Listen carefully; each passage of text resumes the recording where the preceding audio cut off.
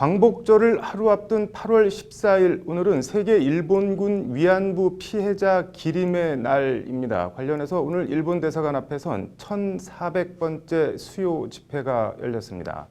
오늘은 특히 세계 일본군 위안부 피해자 기림의 날을 맞아 세계 곳곳에서 연대 집회가 함께 열렸습니다. 수요 집회 현장을 김태현 기자가 취재했습니다. 일본군 성노예제 피해자에게 공식 사죄하고 법적 배상하라!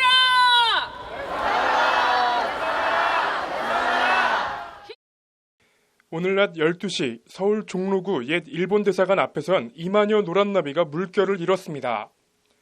일본군 위안부 피해자 기림의 날이자 1,400번째 위안부 문제 해결을 위한 수요 집회를 맞아 2만여 시민들이 옛 일본 대사관 앞에 운집한 것입니다. 시민들은 35도를 넘나드는 폭염 속에서도 우리가 증인이다, 끝까지 함께 싸웁시다라는 연보라색 피켓을 들고 행사가 진행되는 1시간 반가량 자리를 함께 했습니다. 그 자신 91세의 고령임에도 길원옥 할머니는 찾아와준 시민들에 대한 고마움부터 나타냈습니다. 이분들 이렇게 많이 오셔서 감사합니다. 끝까지 싸워서 이기는 게 승리하는 사람.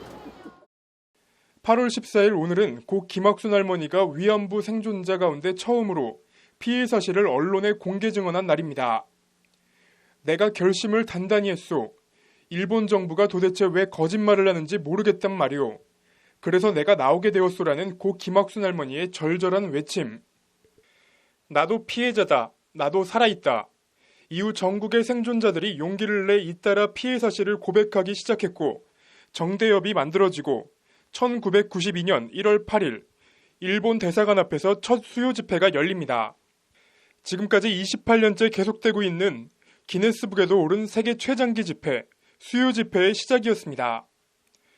그리고 지난 2012년 12월 타이완에서 열린 아시아 연대 회의에서 김학순 할머니가 처음 위안부 피해 사실을 고백한 8월 14일을 세계 위안부 기림일로 지정합니다.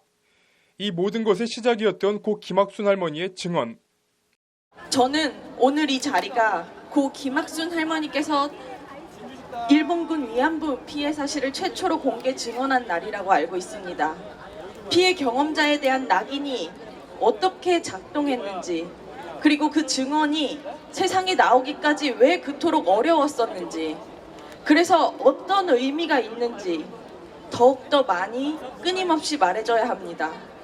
그것이 바로 우리가 여기 모인 이유, 그리고 앞으로 나아갈 오늘 수요 집회는 서울뿐 아니라 안양, 수원, 원주 등 전국 13개 도시와 미국과 영국, 호주, 필리핀, 대만 등 전 세계 12개 나라 57개 도시에서 함께 열렸습니다.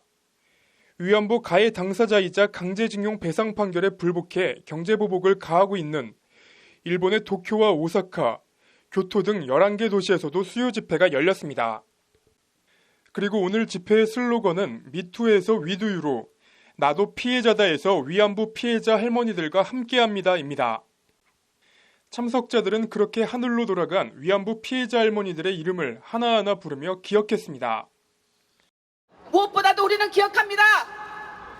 올해 1월 28일 돌아가신 김복동 할머니, 8월 14일 목소리를 냈던 김학순 할머니, 우리에게 멋진 화가로, 선생님으로, 인권운동가로 그렇게 목소리를 냈던 강덕경 할머니, 한국 정부를 너희들은 핫바지 정부냐? 한국 경찰들 누구를 지키느냐?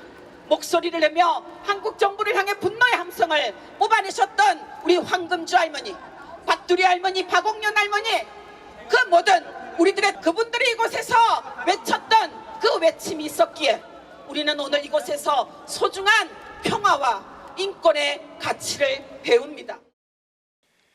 문재인 대통령은 위안부 기림일인 오늘 정부는 일본군 위안부 피해자들의 존엄과 명예를 회복하는 데 최선을 다할 것이라는 메시지를 SNS에 남겼습니다. 문 대통령은 우리가 오늘 위안부 할머니들을 기릴 수 있는 것은 28년 전 오늘 고 김학순 할머니가 처음으로 피해를 증언했기 때문이라며 이같이 말했습니다. 현재 정부에 등록된 위안부 피해자 할머니 240명 가운데 생존자는 2명밖에 남지 않았습니다. 집회에 참여한 시민들은 일본의 진실한 사죄와 배상이 이루어질 때까지 싸움을 이어나가겠다고 밝혔습니다. 법률방송 김태환입니다.